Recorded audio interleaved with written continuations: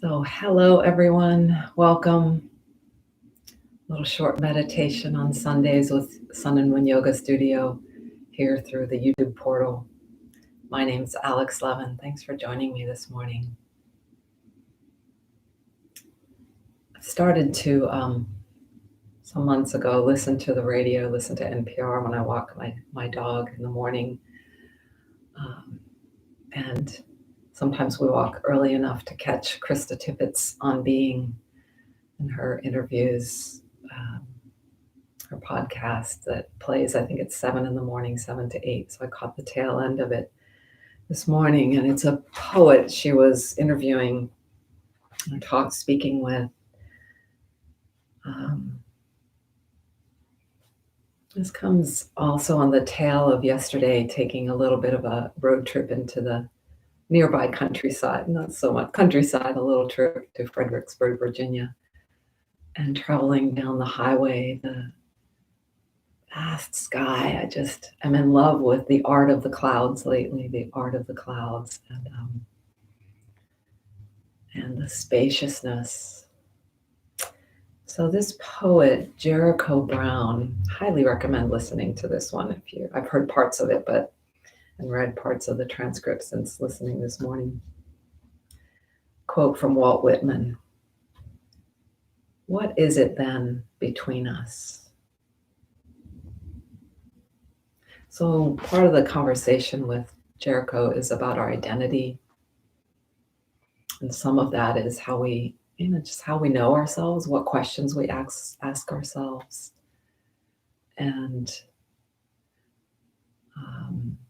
but then our identity is also how we relate to everything in our life. And I guess what's most alive is how we're relating to what's here now. And yet we also fold in a lot, and maybe too much, of what is historic, what is our historic self, our conditioning, and also limited views of the person before us, the person on the TV. One of the things Jericho mentioned, and what a great name, there's a story to his name. I'll let you listen for that or read the transcript on onbeing.org. I think, maybe it's .com, but I think it's .org. Is the origin of his name. Oops, and I lost my train of thought again. Anyway, it'll come back to me. So in our sitting that we'll prepare, and as you're hearing my words now, go ahead and make sure, you guys know I usually prop up my right knee here, and make sure your position, your place that you're occupying on this beautiful planet. This beautiful planet that is also, we perceive as troubled. Just tend to, as I talked about last week, when we're doing our meditation, we can keep it really simple. The two main things we are doing, as I hear Suzuki Roshi is credited with this, of I simply take care of my posture and my breath.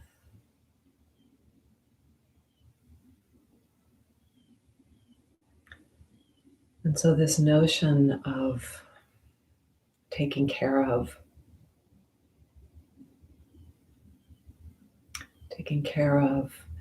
might be, I've been speaking lately of something I'm learning, of this mode of communication guided with some different foundations and steps than we take in most of our languages, of our current alive languages. Marshall Rosenberg speaks of this, our current way of communicating, as being, I think he says, about 10,000 years old. So we're pretty entrenched in it. And so shifting, another scholar of this method of nonviolent communication, Oren J. Sofer, he says the first first step is to lead with presence. So to really take care of our posture and our breath, our seat and our breath, can we, both is a chicken and egg, isn't it? When we take care of our posture, it can lead us into that being presence.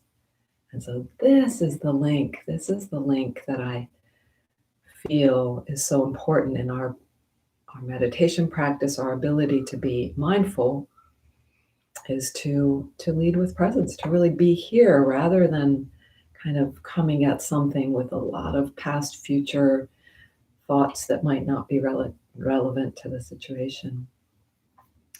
So lead with presence, and I think his second step is to have a caring attitude. And just for a moment, I'm going to ask you, we're not in the meditation yet if you've just joined us, but I'm in my little Dharma talk here. Envision someone, a being, two-legged, four-legged, maybe a fish, finned, that you feel it's easy to care for. Someone easy to care for.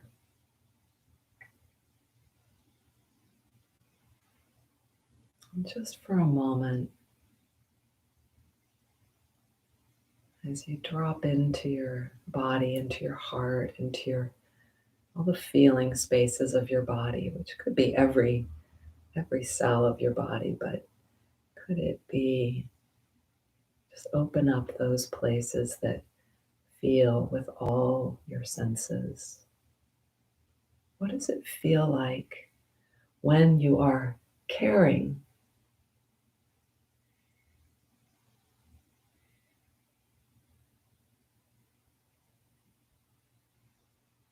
And if possible, I have an acute situation of my little dog, Rue, who's sleeping nearby, having a little illness that it's gut-wrenching, heart-wrenching for me. But if go to a place where it's just somebody easy to care for, like caring for him when he's healthy. What does that care feel like? And if you're new to this kind of imagination practice, sometimes it's not so easy. So be gentle with yourself if you're not conjuring up a felt sense of this caring. And I know all of us have this capacity and we do it quite naturally. Okay, so step one, lead with presence. Step two, be present with the compassion and care. And step three is remember, keep your eye on what matters. Keep your eye on what matters. And so all this is background to our sitting together. It will infiltrate in some way these ideas and thoughts. And now we'll start the timer and begin our practice of meditation together. So just not one last, you might actually tend to the posture the whole time. And as I mentioned last week, is a first step can be sort of like the ground sound breath, or the getting the shape just right. In my yin yoga paradigm, that's the first step, but it could be ongoing the whole time of getting the shape just right, which is not to mean that we are going to tend toward fidgeting. But as my friend and dear meditation teacher Jackie says, let's see if we can have a preference for stillness. I might be phrasing it a little different than she does, but could there be a preference for stillness where I have that as the second step? So we're moving toward that. But don't skip over getting the shape just right.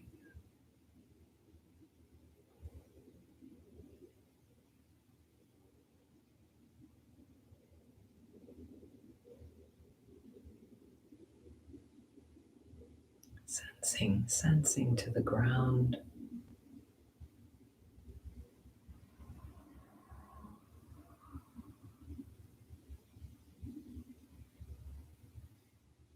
To the center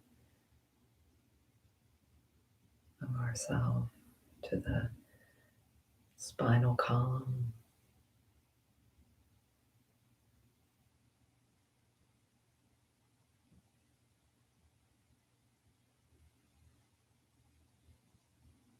And allowing that pointer of sound and space around. How are we sensing the spaces within us? How are we sensing the spaces outside of us?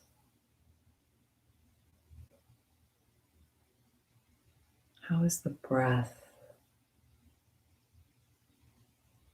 informing us there?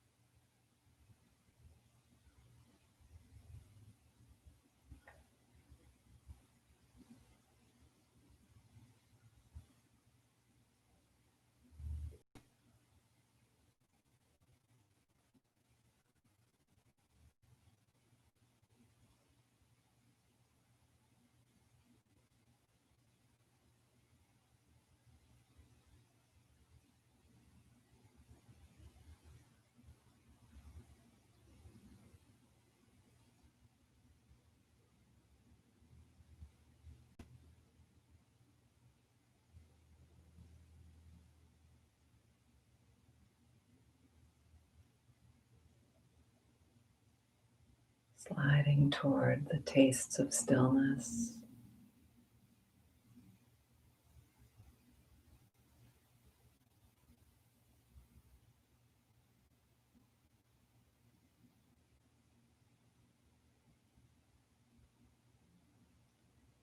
And when they arrive, perhaps noticing, do we grasp at them? Do we try to hold on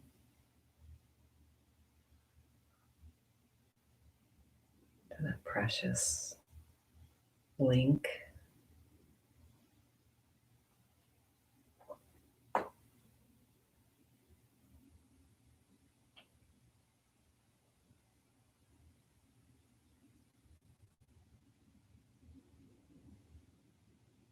Perhaps thinking comes in, capture that stillness.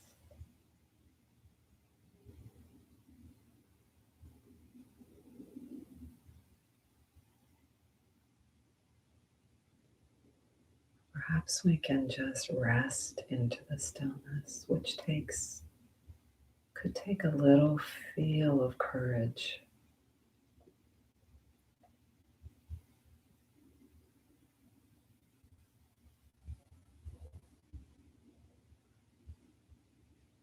Relaxing the breath, relaxing the belly.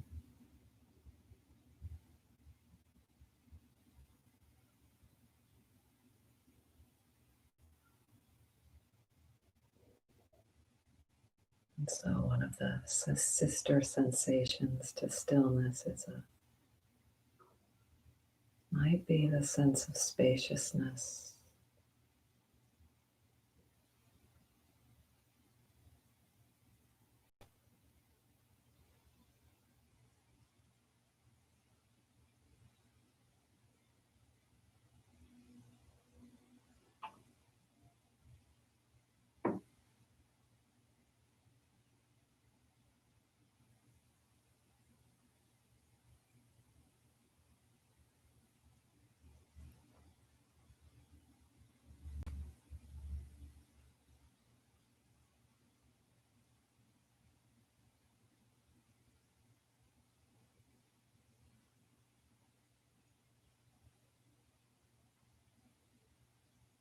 these qualities of space or stillness and silence, they may feel very seductive. And on one hand, we may want to grab at them. And on the other hand, we may want to push them away out of, it might be just a sort of feeling of a loss of discrete identity when we're on the brink of that spaciousness.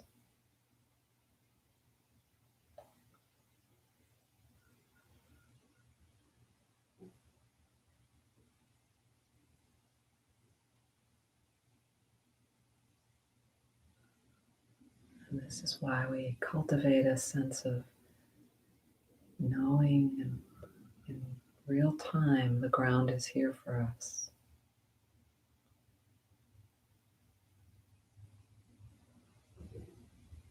Always.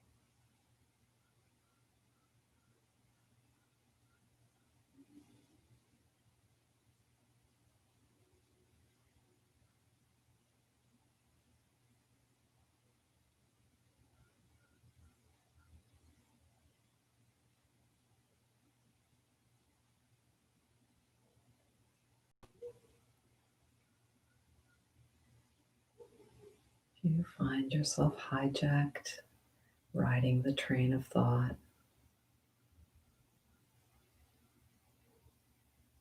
know that that is an awakening. That's a waking up moment.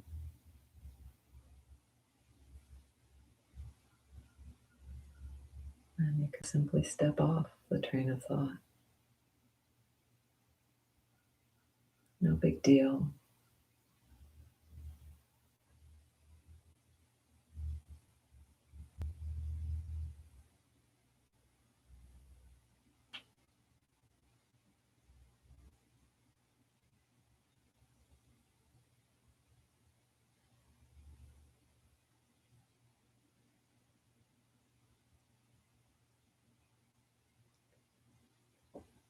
Risking relaxing back a little bit more into the more of who we are.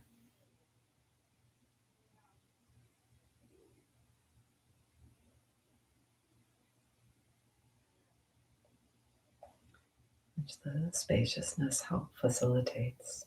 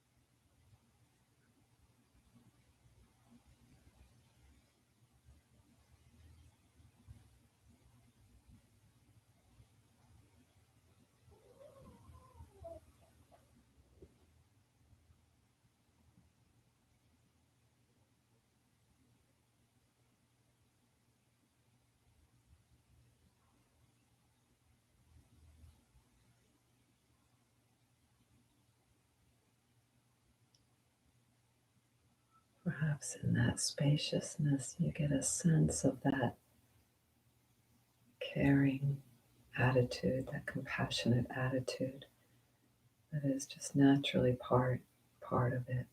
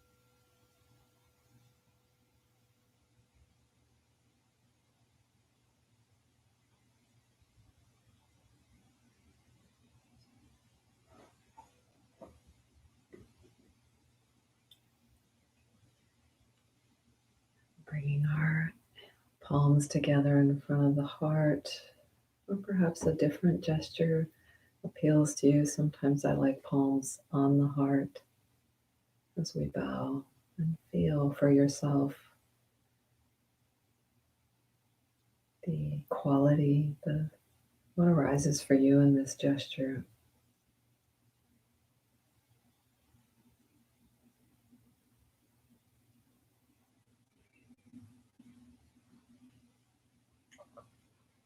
So, thank you for joining me today. I'm going to say just a couple more things um, about space and this poet, Jericho Brown.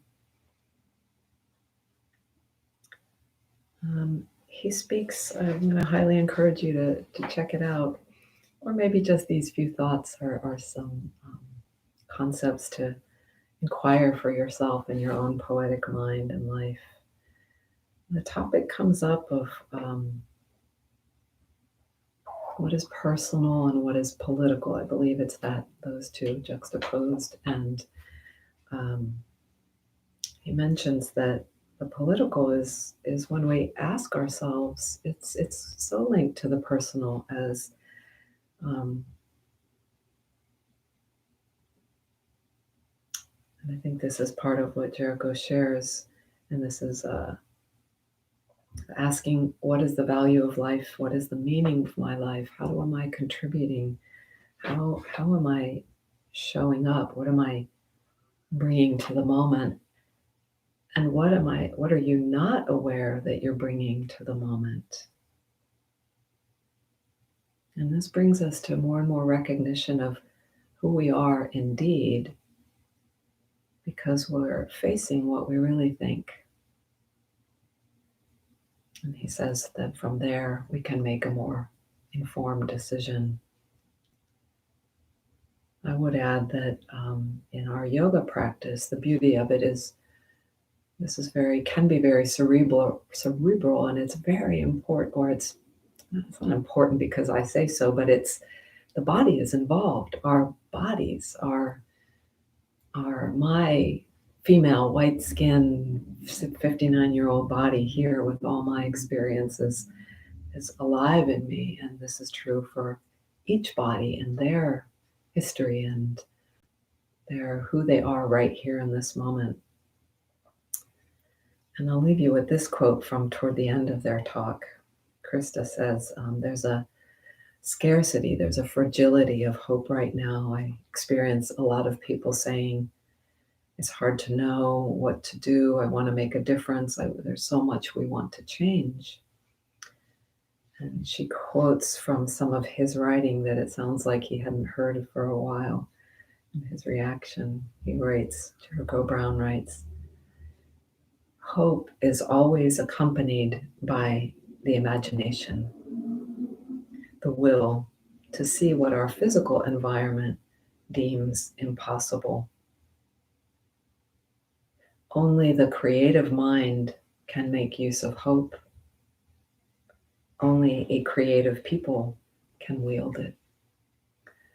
And so I would add that a dose of space, a dose of spaciousness is necessary from all the conglomeration of thoughts to add some space in our hearts, in our minds, in our bodies. And that's a necessary element of that creativity. Thanks again for joining me. Be well this week. And see you here next week. Ciao, ciao.